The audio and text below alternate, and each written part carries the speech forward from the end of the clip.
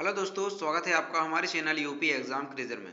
दोस्तों, आज के वीडियो में हम 12 फरवरी से संबंधित उत्तर प्रदेश करंट अफेयर और इसके अलावा यूपी एग्जाम्स के लिए मोस्ट इंपॉर्टेंट करंट अफेयर के क्वेश्चंस को डिस्कस करेंगे और हर एक क्वेश्चन से रिलेटेड आपको फैक्ट भी बताएंगे। और वीडियो के अंत में हम आपसे एक क्वेश्चन भी पूछेंगे जिसका जवाब आपको कमेंट बॉक्स में देना है। और अगर आपको इसकी PDF डाउनलोड करनी है तो आप हमारे टेलीग्राम ग्रुप से इसकी PDF डाउनलोड कर सकते हैं।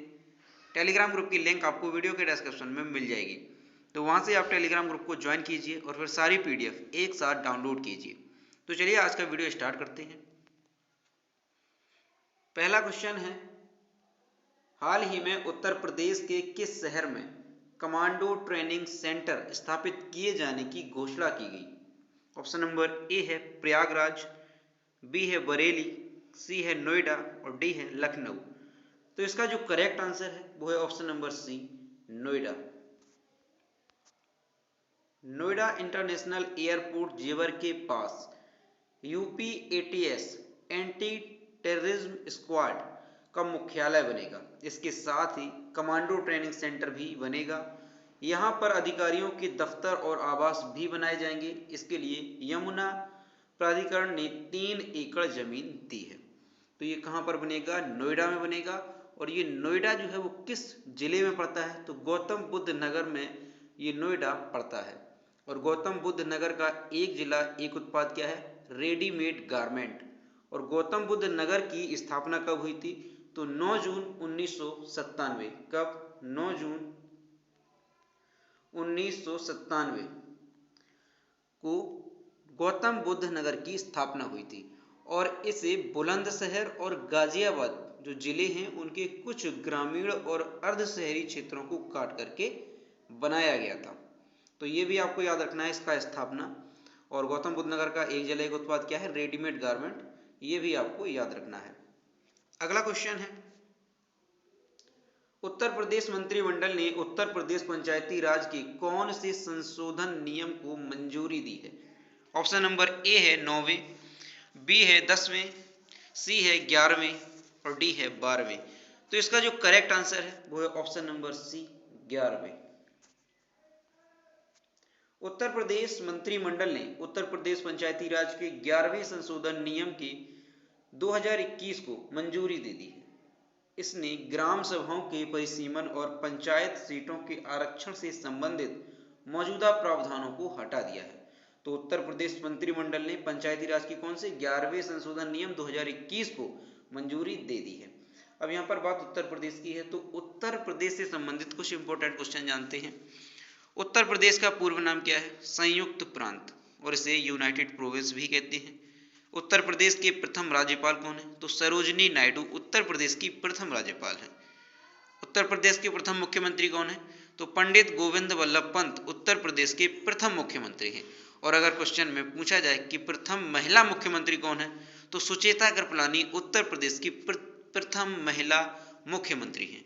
और अगर ये भी क्वेश्चन आए कि भारत की पहली महिला मुख्यमंत्री कौन सी, तो भी सुचेता कृपलानी ही होगी, जो कि उत्तर प्रदेश में बनी थी। उत्तर प्रदेश में एक प्रमुख राष्ट्रीय उद्यान है जिसका नाम है दुधवा राष्ट्रीय उद्यान। ये मोस्ट इंपॉर्टेंट है, ये कई बार एग्जाम में पूछा गया है। उत्तर प्रदेश के कृषिगत उत्पादनों में अगर देखें तो गेहूं के उत्पादन में उत्तर प्रदेश का पहला स्थान है। गन्ना के उत्पादन में आलू, दूध, जौ, मसूर। और अगर फलों में देखा जाए तो आम और आंवला के क्षेत्र में उत्तर प्रदेश का पहला स्थान। उत्तर प्रदेश का राष्ट्रीय पुष्प क्या है? पलाश। राष्ट्रीय पक्षी क्या है? सारस, क्रॉन्च जिसे कहते हैं। उत्तर प्रदेश का पहला पशु, उत्तर प्रदेश का राष्ट्रीय पशु क्या है? तो वो है बारहसिंगा।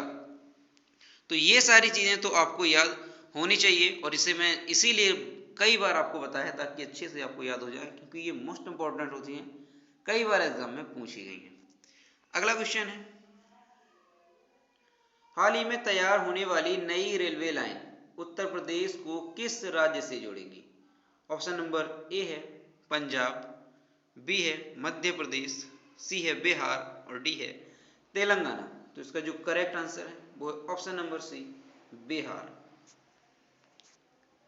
बिहार के आरा जंक्शन से उत्तर प्रदेश के बलिया स्टेशन तक नई रेल लाइन बिछाने के लिए तैयारी शुरू की गई है। यह रूट करीब 65 किलोमीटर लंबा होगा, जिसमें गंगा पर पुल बनाने की जरूरत भी पड़ेगी।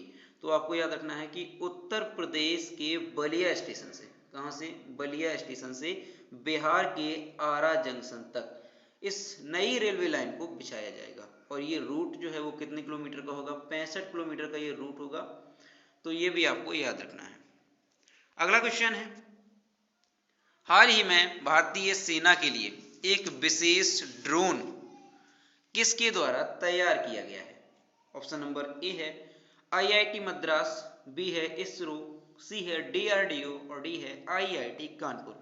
तो इसका जो करेक्ट आंसर है वो है option number D, IIT Kanpur. IIT Kanpur ने एक ऐसा लाइट वेट हेलीकॉप्टर बनाया है जो देश के दुश्मनों पर नजर रखने के साथ आग लगने और अन्य आपदा के समय जान बचाने के काम आएगा। आईआईटी का ये लाइट वेट हेलीकॉप्टर विभ्रम 5 किलोग्राम तक की भारी वस्तु को 50 किलोमीटर तक लेकर जा सकता है। कानपुर आईआईटी की इंक्यूबेटेड कंपनी एंड्योर एयर ने लाइट वेट हेलीकॉप्टर विभ्रम का एडवांस वर्जन तैयार किया है। तो आपको याद रखना है कि इस लाइट वेट हेलीकॉप्टर को किसने बनाया है, तो आईआईटी कानपुर ने। और इस लाइट वेट हेलीकॉप्टर का नाम क्या है, ये मोस्ट इंपॉर्टेंट है, ये भी आपको याद रखना है। तो इसका नाम क्या है, विभ्रम, इसका विभ्रम नाम है। और इसे बनाया किसने है, तो कानपुर आईआईटी की इंक्यूबेटेड कंपनी एंड्योर एयर ने बनाया इसे। ठीक है, तो ये भी आपको याद रखना है। और यहाँ पर इमेज में देख सकते हैं, ये है लाइट वेट हेलीकॉप्टर विभ्रम, जो कि 5 किलोग्राम तक की सामग्री को ले जा सकता है। अगला क्वेश्चन है, भारत के विश्व के सबसे पुराने पशु का एकमात्र जीवाश्म डिंकिसोनिया किस राज्य में खोजा गया है? ऑप्शन नंबर ए है मध्य प्रदेश, बी है गुजरात, सी है बिहार और डी है उत्तर प्रदेश। तो इसका जो करेक्ट आंसर है वो है option number A, Madhya Pradesh.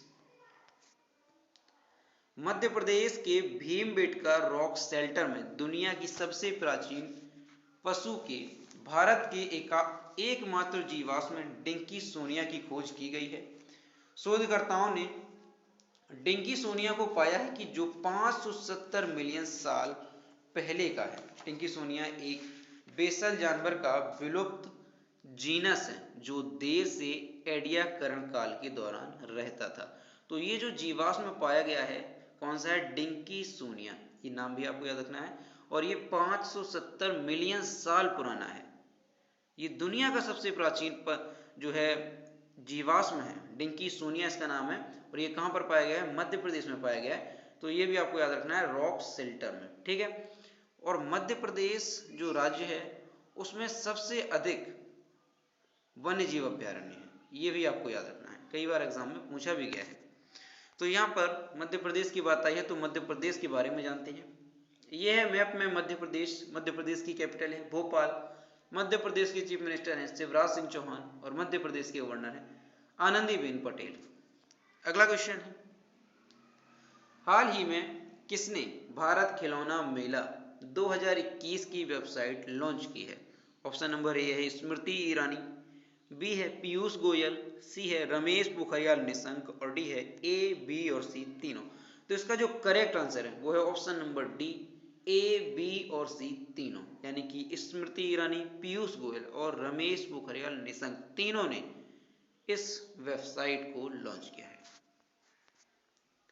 सरकार ने 11 फरवरी 2021 को भारत खिलौना मेला 2021 की वेबसाइट लॉन्च की। वेबसाइट का शुभारंभ नई दिल्ली में कपड़ा मंत्री स्मृति ईरानी, वाणिज्य और उद्योग मंत्री पीयूष गोयल और शिक्षा मंत्री रमेश पोखरियाल निशंक ने संयुक्त रूप से किया। भारत का पहला खिलौना मूल्य 27 फरवरी से 2 मार्च 2021 तक आयोजित किया जाएगा।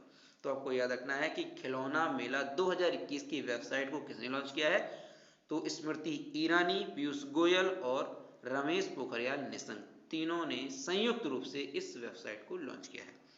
अगला क्वेश्चन है, हाल ही में विज्ञान और प्रौद्योगिकी विभाग के तहत प्रौद्योगिकी सूचना पूर्वानुमान और मूल्यांकन परिषद ने निम्न में से कौन सा नौकरी पोर्टल लॉन्च किया है? ऑप्शन नंबर ए है सक्षम, बी है सार्थक, सी है साथी और डी है मित्र।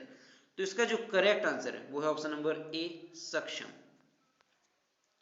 विज्ञान और प्रौद्योगिकी विभाग के तहत प्रौद्योगिकी सूचना पूर्वानुमान और मूल्यांकन परिषद ने नौकरी पोर्टल सक्षम शुरू किया है। यह एमएसएमई की आवश्यकताओं के अनुसार श्रमिकों के कौशल विकास का आयोजन करेगा। तो कौन सा ये नौकरी पोर्टल है? सक्षम, आपको नाम याद रखना है। अगला क्वेश्चन है, फरवरी 2021 तक प्रधानमंत्री जन धन योजना के तहत अब तक कुल कितने खाते खोले गए? ऑप्शन नंबर ए है 33.25, बी है 37.45, सी है 41.75 और डी है 43.50। तो इसका जो करेक्ट आंसर है वो है ऑप्शन नंबर सी, 41.75। प्रधानमंत्री जन धन योजना के तहत अब तक कुल 41.75 करोड़ खाते खोले गए। अब यहाँ पर जो ये प्रधानमंत्री जन धन योजना है इसके बारे में थोड़ा जानते हैं। तो प्रधानमंत्री जन धन योजना की शुरुआत कब हुई? तो इसकी शुरुआत हुई थी 15 अगस्त 2014 को। प्रधानमंत्री जन धन योजना की शुरुआत कब हुई? 15 अगस्त 2014 को। और इसका जो शुभारंभ है इस योजना का वो किसने किया था? तो प्रधानमंत्री श्री नरेंद्र मोदी ने इस योजना का शुभारंभ किया था। और इस योजना का उद्देश्य क्या है? तो इसका उद्देश्य है देश में सभी परिवारों को बैंकिंग सुविधाएं मुहैया कराना और हर परिवार का एक बैंक खाता खोलना इस योजना का उद्देश्य है। तो ये आपको याद रखना है। अगला क्वेश्चन है, पर्यावरण मंत्रालय वायु प्रदूषण को कम करने के लिए देश के कितने शहरों में राष्ट्रीय स्वच्छ वायु कार्यक्रम को लागू करेगा?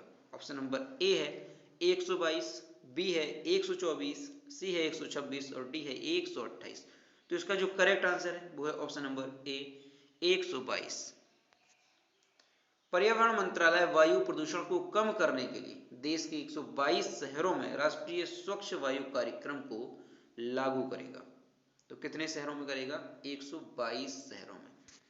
अगला क्वेश्चन है, हाल ही में मानसा वाराणसी को फेमिना मिस इंडिया वर्ल्ड 2020 का ताज पहनाया गया। वे निम्नलिखित में से किस राज्य से हैं? ऑप्शन नंबर ए है उड़ीसा, बी है तेलंगाना, सी है आंध्र प्रदेश और डी है गुजरात। तो इसका जो करेक्ट आंसर है वो है option number B, Telangana. Telangana की मनसा वाराणसी को फेमिना मिस इंडिया वर्ल्ड 2020 का ताज पहनाया गया। आपको नाम याद रखना है कि इनका नाम क्या है? मानसा वाराणसी। इन्हें फेमिना मिस इंडिया वर्ल्ड 2020 का ताज पहनाया गया है। और इमेज में देख सकते हैं ये हैं मानसा वाराणसी जिसे मिस इंडिया 2020 का ताज पहनाया गया है। बात यहाँ पर तेलंगाना की है तो तेलंगाना के बारे में जान लेते हैं।